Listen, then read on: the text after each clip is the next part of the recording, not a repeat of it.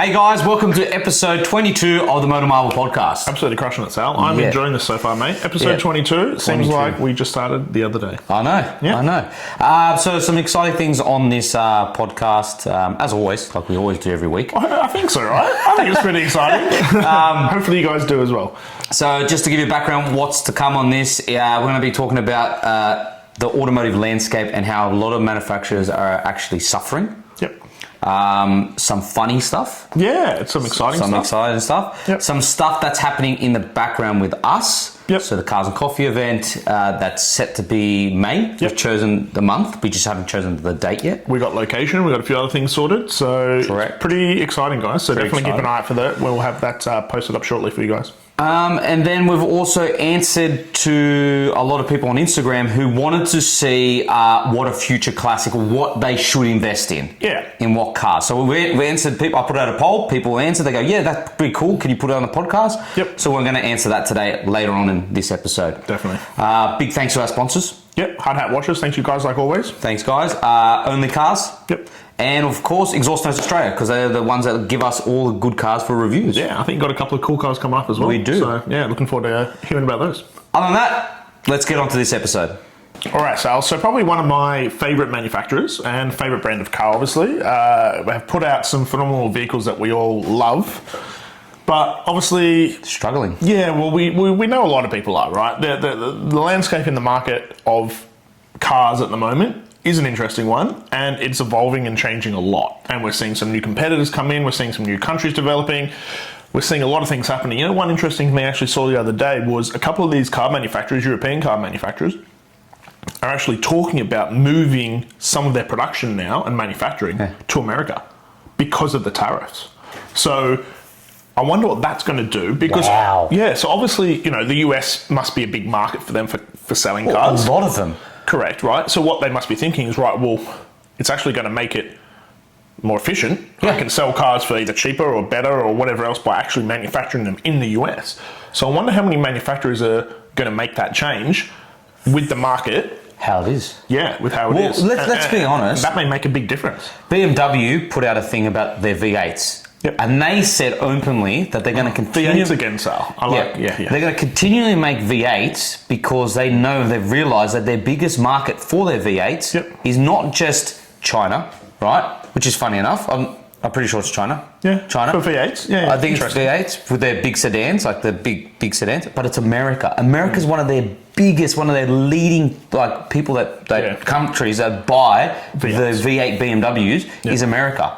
And... it would make sense, right? If you're BMW, you're going to go, well, how about we just make it in the US? And then obviously it's going to cost a little bit more, but... I think what they're doing is they're probably weighing up the tariffs, transportation, vehicle delivery, all the rest of it. Yeah. Or, hey, do we just make it there and deliver it in the same country? There's probably a big cost saving there. Although, yes, higher to manufacture, there's probably a big cost saving in actually getting those cars made, delivered, and in production for that market. That means Detroit will be back. Detroit City will be back. Detroit City is going to come back. That could be. Yeah, but look, it's an interesting change. It's actually promising and it's actually cool. I think it's a cool thing because it means hopefully it might trickle down into other American cars. And American cars will they're not that they're bad, they're not. No. But they're not as refined and as nice as European. They do have their own characteristics, American muscle cars, but having maybe a European element to them will make them a bit more desirable on the other side of the planet. Look, which I is think we're just Europe seeing, a very changing environment with all this sort of stuff, right? And I don't think it's necessarily, it's obviously political. Yeah, of course. What's happening there. It's obviously the change from electric back to some, gas-powered cars. There's a lot of factors. There's a lot of factors at the moment. You can't just say it's electric. There's a lot of things. There's a lot of things at the moment that are making this landscape for manufacturing cars hard. Just all over the shop. Yeah. And I think people are struggling. As we see here, Porsche is struggling. And I think 3,900 jobs. Yeah, and look, I think a lot of manufacturers are struggling to just get a grip of this new landscape and go, what are we meant to do? And you've got to think, right? So when you start, we mentioned this, I think, on some of our other podcasts, right? Yeah. It's very hard for these guys to just chop and change month to month. You can't. They're massive companies that are building cars that are, a year ahead. or designing gears in advance, right? And so we do poo-poo some of these manufacturers who go, oh, why haven't they changed or why haven't they kept up with it? It's really, mate, it's like 2-3 years probably worth of development, R&D, changing, jobbing up, all the rest of it. To do these changes. And then it's like, let's rewind them. And you go, whoa, well, that's going to take me another year or two. And then by the time you think about it, right, the landscape's changed again. But that's massive if that does go ahead with everything getting made in America. Well, not everything, but there's a few manufacturers that are talking about that's going to change a lot. That's going to change the whole automotive industry does that mean we'll get cars cheaper? Because it's up to our government. Wouldn't it be closer from us from America to the US than... Mate, you're talking about Australia here. Yeah. We've got the LC. You know what? We've got LCT tax. Why? Can we tell everyone that's not Australian about this? Yeah. So we've got the luxury car tax, which makes So if you're not from Australia, luxury car tax was introduced when we had Holden and Ford in Australia, which tried to make people buy Holdens and Fords over buying cars from outside of Australia, which made perfect sense. Yeah. We have nothing produced here. We now manufacture nothing. So why are we paying luxury car tax? And we're still at LCT on everything. It's so dumb. So it doesn't matter where it gets manufactured. We will be taxed, and we will pay a lot of money for cars for no reason. For no reason. Yeah, it's like if you're from America, your big American pickups are very affordable in the US, but for Australians, for the bottom of the range of a Dodge Ram, you're still paying close to nearly $100,000, which is absolutely absurd. Yeah. When it's like a $20,000 car in the US. So to answer your question, Sal, for us, probably not. But globally, it may boost America's econ, and in turn, that will affect us. Yeah. Right. So look, I think just keep an eye out for it. Yeah. All right, so another manufacturer, one of our favourites, that is suffering as well, is BMW. Yeah. So, look, I think you were right when you said China's market for V8s is still there, and I think that's probably still propping them up a bit. But I think it's their other models that are struggling. Yeah, they're obviously not having. Well, they're not being competitive on. Well, if you look at the past data, right? China's market, they love big sedans. So they love the 7 Series, they love the S-Class, they love the big luxurious executive cars, right? So there's but what about, like you said, was what was he was saying that 30% in Q3 that they were down in China? Like the thing is, a lot of these manufacturers are suffering because, I'll be honest, China was a big market for a lot of these European cars. Oh, I think for the world, China has been a pretty big market overall because they haven't had their own cars that have been competitive. Yeah, and that's the change, right? And what we've seen and what, our mate Clarkson mentioned, 15 years ago, I think it was? Yep, Clarkson did mention on an episode of Top Gear that, he showed a comparison that where China was with a tuk-tuk to 5 years, and they made a full car. Yeah. And then he said, imagine the next 5 years.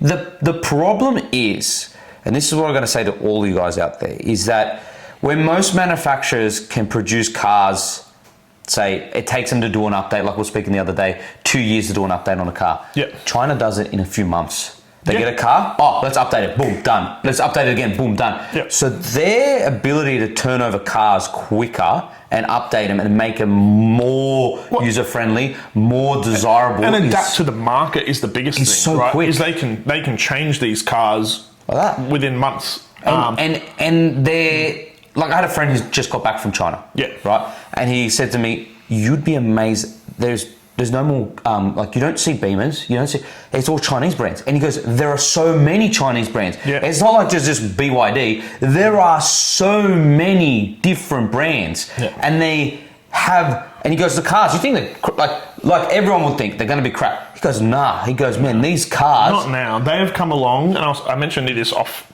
podcast. Have you seen the size of BYD's factories? They are the size of San Francisco in the city. Yeah, it's just BYD factories in size. It's just dumb what they're producing. And they've partnered up with DJI. Yep. They have BYD. The latest BYD SUV Is that the one with the... Yeah. It has a little... $5,000 option. Yeah, the drone that comes out of the roof. And I think on the next slide, Nick, you've got it. This is it. Yeah, this is the one. This is the BYD. Yeah. So this is the BYD full drive set to come out, right? So anyone who can't see this, have a look at the new BYD Leopard 8 long SUV, because it is a pretty ridiculous car. Yeah, there it is. So I actually think it's a nice looking car. That's what we're saying. Like, the scary thing is, right? The scary thing is, guys, they're getting really good at building. Look, we saw this with products in the 90s where people would be like, there's no way I'd buy anything from China. And we got into the 2000s and everyone was like, oh my God, actually China's making good products. Yeah. They're doing the same thing with cars. Yeah. Yes, when they first started building cars, they were terrible. Yes. Right? There's no way around it. I think where we've gone from to now is leaps and bounds. I said it last week in last week's episode, and I'm sorry, but like, you look at something like this and you compare it to, say, the equivalent in that range would probably be a Defender, right? Because it's probably the same size as a Defender. And it looks similar. That's going to probably be priced in at, let's say, drive away in Australia, just over 70 grand. Right? Yeah, I'd say so. Yep. I'm just putting a ballpark figure there, right? I think you're about the money. Where your mate Jason was telling us that the Defenders start off at $120,000 before on-road cost. Yeah, and options. Oh, 100, yeah. And then they can lead all the way to over 200. Yeah. Like I said with the CLA last week, if we keep going down the road where we start losing our identity in our cars, right? Like you were saying, Nick. Oh, well, there's just no point to buy one over something like this. That's the difference. If we start looking the same, and one of our closest mates, Martin, even said it. Martin was saying that today in society, it's not that things are bad. Things are good. We're making good products. We're making good things, but there is nothing special about anything anymore. Like he was saying, like we go look at back, and like I was mentioning last week's podcast, looking at architecture back in the day, there was passion, everything was different. You go to different cultures, everyone had their own specific uniqueness. Yeah. But now there's not. Everything is the same. Everything's good. There is uniqueness, but it's all tech related. From a base, right? It's like, okay, here's the base, and then let's just kind of do a little bit of stuff. Yeah. Whereas there's not hugely unique changes and hugely different things. I even look at this car, and how much different do you think that looks than a Defender? Just right there. Not much. Just like, the headlights, the shape's pretty similar. Yeah, like it's a different car, yes. Yes. But it's a similar size, similar look, similar tech, all that stuff. And that's what I'm saying. Like a lot of car manufacturers are losing this, and it's hard as a consumer, if you don't love cars, to go, why am I going to spend this much to this much? Yeah. Like it's the same car inevitably. Like BMW, as much as people hate BMW, right?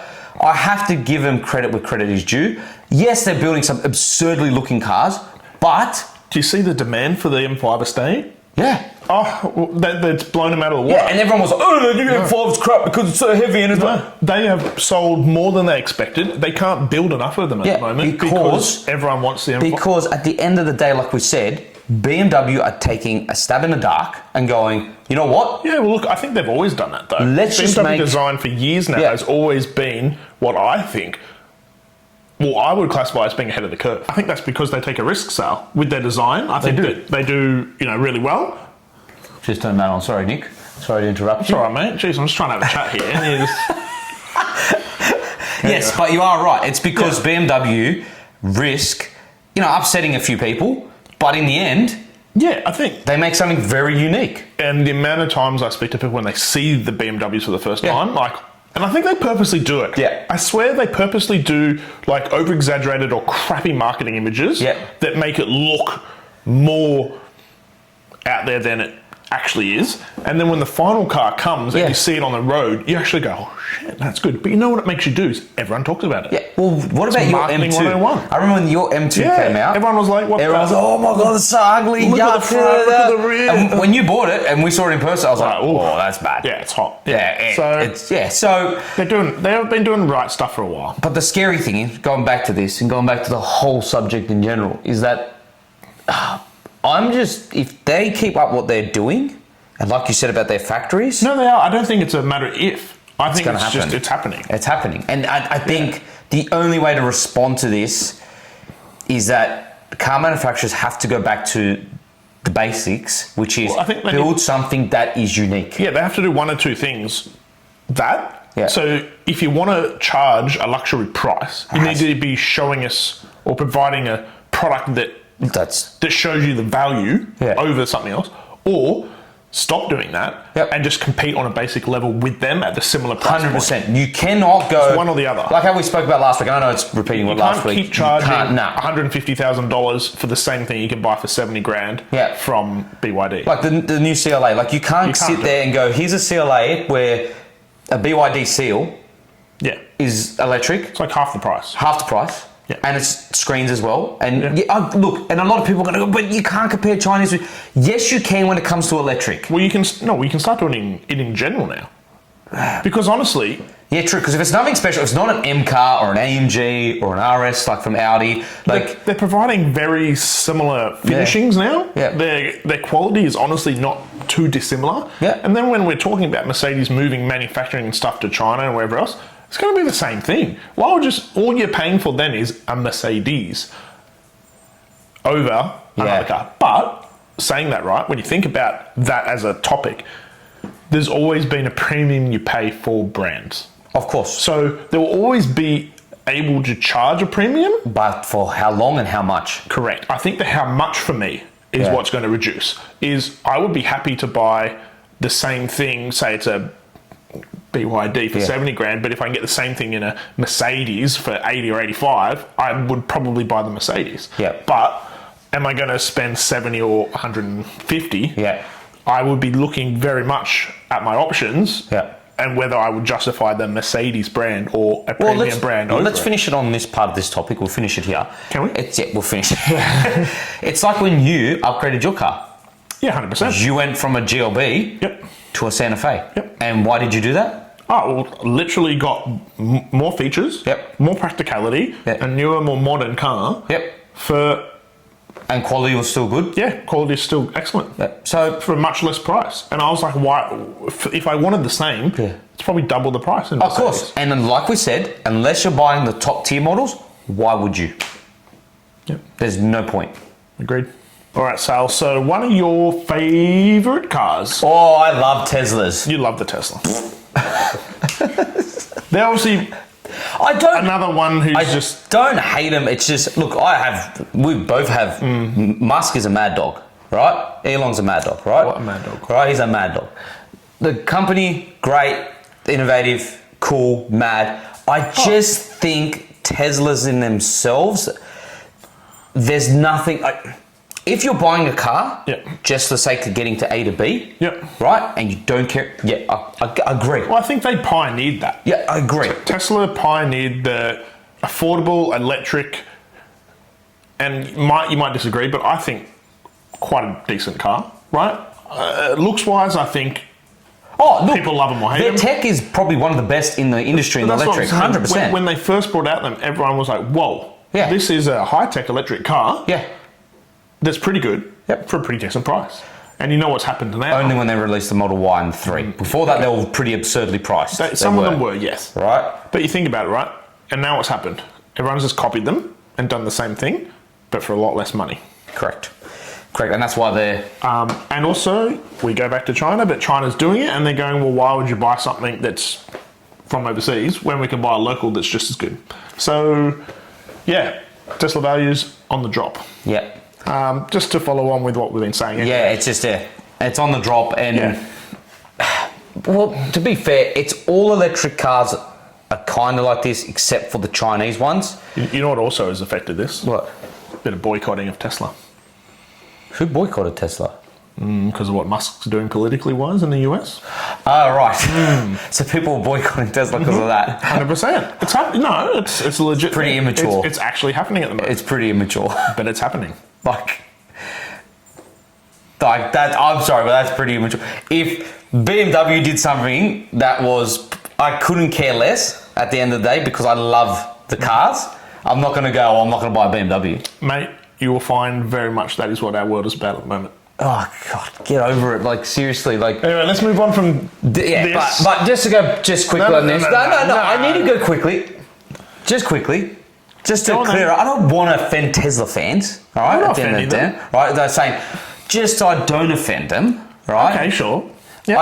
I'm listening. I Let's don't go. hate them. The only problem I have that resides inside me and my emotions with Tesla Sure. is that they all look the same. Yeah, I think people like that though. And that appeals to some people. And that's cool. But Yeah. with me, I just think That's fair. all cars, if all your cars look the same, even the special model, doesn't really make it special. And that's fair. And that's my biggest gripe with Tesla. Thanks, Sal. All right, moving on. All right, we have Lamborghini's SUV, electric. How good? So this is pretty cool. This is pretty cool Yeah. with Lambo. But it's going to be the most powerful one in their range. More powerful than all their It supercars. could deliver up to 2,000 horsepower. I don't think so. No, that's a bit stupid. But like, why do you need that much power? In an SUV? But what I don't understand is we've got this massive horsepower Yeah, we have for a battle at the while. moment. Yeah, yeah. Why? We've realised that with 500 horsepower, it's plenty. Like 500 is plenty. 500-600? And now we're going, you know, 1,000 is not enough. 2,000, 3,000. I don't get it. To be fair, you said this is cool. I agree it's cool. I really don't understand it at all. Yeah, well, we don't understand why Ferrari's doing an electric car either. This just doesn't make a huge amount of sense. Like I said with Ferrari, I think what Lamborghini's doing is doing exactly what Ferrari's doing, and it's smart because what you do is you go to your initial customers and you're going, instead of going outside of our brand to buy an everyday car, buy ours. Yeah, let's buy my 2,000 horsepower everyday Lamborghini SUV. But am I wrong? Like you've said about the Urus, it's true, it's the same No, thing. I get it, but It's like Ferrari. Like if you're a Ferrari collector and then Ferrari release an electric everyday Ferrari, if I'm a collector and I love Ferraris, which I do, but I do love Porsche, right? So I don't just love Ferrari. But if I just avidly loved Ferrari, Yeah. I'm going to go, cool, I'm going to buy my electric Ferrari to match all my other Ferraris. I get it. So I get why they're doing this. I get it, but fine. Yeah. And now this one, which is hilarious, because we just wanted to put Yeah. this in here. We thought this was just funny. This is funny. So the Bugatti Chiron's right front fender is the same value as a BMW M3 G80. That is stupid. Yeah, so what would you prefer, Sal? A Fender or an M3? So that just shows you how absurdly expensive the Chiron is. Yeah, but obviously it doesn't cost that much to make. Oh, they are pretty expensive to build. $100,000 for a Fender? They are pretty expensive to build. Absolutely I was not. speaking to someone when I was on the Isuzu launch. One of the guys worked on the mirror, just the mirror okay. for the Chiron. And how complex it was, right? I still struggle. It's just ridiculous. Like so that car is a very, very, very overly engineered, overly complicated car that is ridiculously expensive. I think the problem is they have to charge parts at this cost to justify the cost of the car up front. So what? They just make a button, $5,000 just for the sake of it. Well, yeah, they'd just be like, oh, well, let's have a think. The car's Imagine worth. the 'Cause what's it department. worth? How much is Chiron worth? Like I think it's. Don't mark me on this, guys. I think it's like over like $5 million. So I'm pretty right, sure. so when they probably go, let's take 5 million, let's divide it by X amount of fenders and divide it by X amount of components. Could you imagine being the marketing team? It's got to be gonna about like 100. this. It's got to be about $100,000 for a fender, A right? button on the instrument, like just to change the aircon, just to press a button. Let's make that $5,000. That's a good idea. Make that $5,000. And if they want to make it in chrome or a different color, 10 grand. Yeah, done. This is a bit stupid. Oh shit. All right, so all you guys were asking this, and we're putting it in this podcast, future classics, or what we recommend you should buy if you don't want to lose too much money on a car. Yeah, and look, we'll put this down in the link here. Let's have a list of these cars with some of the values here that we've seen. But yeah, some interesting vehicles in there. Notably, I think one of the ones that sort of threw me was the Mustang, the actual recent Mustang. Well, and I get it. But that's for the US. Yeah, this is a US. Yeah, for the US. But what surprised me was they're just quite a, I would say, generic car, right? They're nice. Yeah. Don't get me wrong, they're the V8, and I think they appeal to a lot of people. But there's a dime a dozen of them. There's heaps of them, but they have retained hugely good value. Because let's look at the landscape. But it's a Ford, and there's heaps of them. You know, when we're talking like 911 Porsches, obviously, which are in here, and Which is at the top of the list. yeah, right, which are more special cars and whatever else. I would not have put in my list of cars I thought that would hold really good, depreciation value. Would have been a Mustang. We've got the Toyotas, the Corollas, and everything, which we all have always known they hold really good value because of the engines and Yeah. everything else lasting a long time. But there's a couple of interesting cars in this, Sal, which I was kind of surprised about, that they held such good value in comparison to some of the others in the list. So I think that's an interesting point for you viewers out there to have a bit of a look at as well, because sometimes the cars that you least expect. Yeah, that you don't quite expect are actually cars to hold on to or cars to purchase or, Well, you've got to look at it like this. Look at the landscape at the moment, right? So V8s are kind of disappearing. Yep. Engines are downsizing. Big engines aren't being made, right? We're on a tippy-turvy. We don't know if they're going to be built or they're not because, like he said, political things. So buying a car right now, if you're trying to buy it for the long term, and I'm trying to give people this advice when it comes to buying like a future exotic. Yep. I'll give you a prime example. Back in 2020, I was just on car sales, just looking at cars. Of course.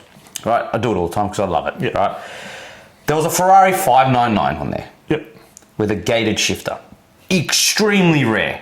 Yes. Last Ferrari front-engined V12 with a gated manual shifter. Yep. Right? I want you guys to guess, I'll tell you the price. I want you to guess how much that Ferrari was worth back then, right? Compared... So how many years ago were we saying? 4 or 5 years ago. Yeah, 4 or 5 years ago. Compared to, at the same time, dual clutch, Ferrari, same model, same everything. Yep. What do you reckon the price difference was between the two? Yep. I'll get you to guess because I don't think you know either. I wouldn't have a clue. I don't know Ferraris at all. So at that time, the dual clutch was around about $680,000. I'm pretty sure that's what I looked at, right? But I do know the price of the manual one. Yep. $1.2 million. Beautiful. Only difference? Gated manual gearbox. Yep. Like gated shifter, Yeah. like a manual. So my advice to you guys is if you're buying a future classic, you have to look at a couple of things. Look at the manufacturer themselves, see what they've stopped. So Yep. for example, BMW, one of our favorite brands, Yep. right? You want to buy a future classic, they're not making straight CXs that are naturally aspirated and high revving anymore. No. They're gone, Yep. right? Would you buy an automatic? No, because automatic's not really desirable as a motoring enthusiast. So for example, I'd buy an E46 in manual with low case. Yeah. M3, Yeah. right? E36 M3. Even I'd buy the original E38 M5, Yep. right? The Fair V8, enough. right? Did that come in manual? Yep, only came in manual. Yeah, wow. So what you want to do is you want to make sure you're buying cars that are manual, number one. That is the key, manual. Not all, but majority. In manual. Yeah. You also want to look at is, have they discontinued an engine, Yeah. a drivetrain, whatever? Something that was desirable at the time that is Yep. no longer available. And we can see that with like Honda S2000s. Yep. Ridiculously priced because they're never going to get made again, Yeah. right? Very special car. Yep. Mitsubishi Evos. Yeah, the Tommy Mac version, obviously. Tommy Mac, right? Worth a lot. Yep. Cars that you wouldn't even believe that a BMW, I had one, the BMW 130i, the first iteration of the 1 Series, Yep. which had the naturally aspirated N52 motor. Don't mark me if I'm wrong. It's the naturally aspirated, yeah, I'm pretty sure I'm right. Straight 6, Yep. right? Rear wheel drive, manual gearbox. Yep. It was the only naturally aspirated BMW hatchback, Yep. right? Very special, yeah. Special, right? Special, right? I bought one of those and I sold it and I made $4 to $5 grand on it because it was going up. Because it's seen as desirable for motoring enthusiasts and it was a really fun car, but it's unique, you know what I mean? Yeah. You've got to find something that makes that car unique and it will no longer be produced. Turbos, that's a hit or miss. It depends on the manufacturer. What I'm seeing with the market and where we're going is if you want to make money on a car, you've got to stick with naturally aspirated. You want high revving. Yeah, well, I mean, nothing's NA anymore. Nope. Nothing High revs. Nothing revs high. Well, because everything's turboed. So Turboed. nothing rises. Yeah. So like Ferraris, if you go look at Ferraris and purchasing a second-hand Ferrari, the ones that are holding their value ridiculously are the naturally aspirated ones. Even if they're dual clutches, Yeah. a 430, Ferrari 430 used to be cheap. Yeah. Go try to buy a Ferrari Yeah. F430 now, right? Yeah, they used to be somewhat undesirable. Yeah, and now they're ridiculously expensive. Ferrari Scuderia, F430 Scuderia, Yeah. $1 million car now. Yeah. That's right. I remember looking at those. You could pick one up for like $500,000 or just below $500,000. Like it's dumb, right? Like so, anything where a manufacturer stopped producing their initial brand, car that made them who they are, like they're, do you know what I mean? special. Yeah. That's what you would purchase. And then for cars that if you're not looking to make money on because of their uniqueness or that, and you just want to retain value, like Nick was saying previously, you can't go past Toyota. Yeah, there's a few brands there. Toyota's one of those brands, no matter what car you buy from Toyota, yet let it be the Corolla, Camry, Land Cruisers. Land Cruisers especially. Oh my gosh. Buy a Land Cruiser, you do not lose money on a Land Cruiser. But any of the Toyota car, like any of their lineups, you don't really lose too much money. Do you know what I mean? The worst cars to buy for depreciation, and I'm sorry, is electric cars. So far, yes. Yes, so far, like, it is what it is. It's not because they're terrible. It's because they're updated so often. Look, the problem is they're like an iPhone. Well, the problem is we've got battery tech being improved all the time. So it's just like chuck away, start again, chuck away, start again. So yeah, what's happening is you go, the electric car I bought 3 or 4 years ago can only do 400 or 500 kilometers per charge. Yeah. Now the new ones can do 800, when the next one's going to do 1,000. Yeah. And it's just going to feel like the problem is we're still in development of these. Yeah. So they're going to be chop and change very quickly. 100%. So anything that's not current loses value quite quickly. So a takeaway from this, guys, is if you are looking for a unique future classic, make sure number one, it's a manual. That's what my advice would be, right? Sorry, just hit my mic. Number one would be manual. Number two would be its drive. So is it rear wheel drive? Is it all wheel drive? Was it unique in that time when it was released? Blah, blah, blah. What made it special for that reason? Look, its engine. Its engine has to be naturally aspirated. For me, look, this is what I'm seeing. It's not what I like, what is obviously. Oh, sure, there's outliers of different things. Of course, but what I can see. Sal's opinion. Naturally aspirated. And then the fourth most important thing, they're limited. Are they limited? Oh, it definitely helps. So, yeah, that helps. So, how many were made? And because, like Nick said, if they're a dime a dozen, like with these guys with some Commodores, they think their SSs are worth like $500,000. You're like, dude, come on, no. There's only very certain ones. There's only very certain Commodores that are worth, and HSVs that are worth like a mega buck. The rest are just. It's just, it's a bit silly. So, yeah, they're the 4 things I would focus on. Like Nick said, I'll put those 4 things below in the description, and also I'll put this list of what this bloke was speaking about. Have a bit of a look. I think it was quite interesting. That's US. Yeah, but I still think it was interesting. But we'll put it down in the description if it fits. Yeah. So hopefully with the character count with YouTube. Other than that, guys, yes. So the Cars and Coffee event, we'll just wrap it up now. Yep. We have chose May to be the date. Yep. We haven't chosen the day. Yep. Right. We will firm that up shortly. So we're just putting it all together at the moment. Keep an eye out. We'll make sure we post it up all across all the socials and everything so that you guys can attend. And we've partnered up with someone too. We have, yeah. So we won't release that just yet, but we've partnered up with someone. So we're just trying to fix a couple of things and make sure that the day is a very good day. I think it's going to be good. Other than that, like and subscribe, and we'll catch you on another episode of the MotorMarvel Podcast. Thanks, guys.